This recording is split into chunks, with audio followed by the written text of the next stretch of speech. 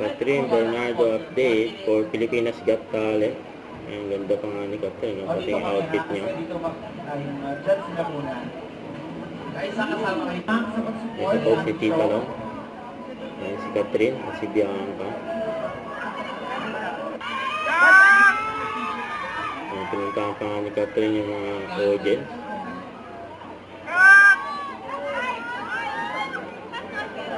Ang ganda mo! Hi,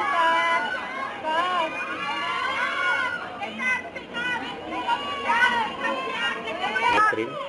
Pinuntahan pa nga ni Catherine.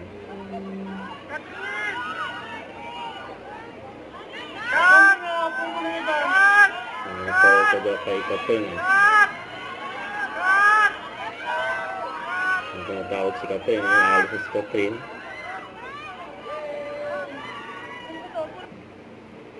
Yan pa yung mga video ni Catherine. Minodel niya ang kanyang outfit. Yun, no? Pinagandaan niya ni Catherine. Don't forget to subscribe and click the notification bell for more updates. This is Richard Reaction Live. Stay tuned for more videos. See ya.